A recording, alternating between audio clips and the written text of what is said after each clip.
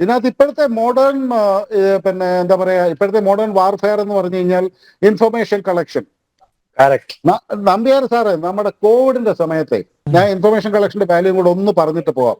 കോവിഡിന്റെ സമയത്ത് സ്പ്രിംഗ്ലർ അല്ലെ, ഒരു ഡാറ്റ കളക്ഷൻ നമ്മൾ കോൺട്രാക്ട് കൊടുത്ത്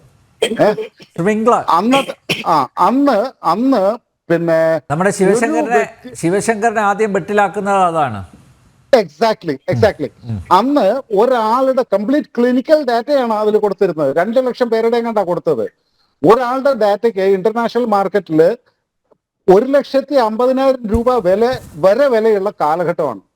this is the cost of A data.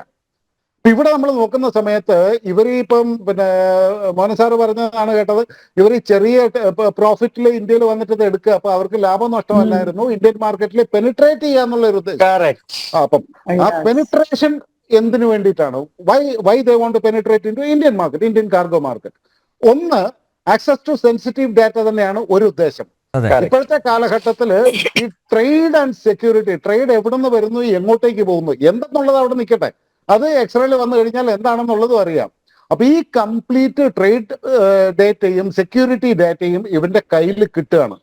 എങ്ങനെയാ മാനിപ്പുലേറ്റ് ചെയ്യാൻ പറ്റാത്തത്? എങ്ങനെയാണ് മാനിപ്പുലേറ്റ് ചെയ്യാൻ പറ്റാത്തത്? പൈസയും കിട്ടും, ഡാറ്റയും കിട്ടും.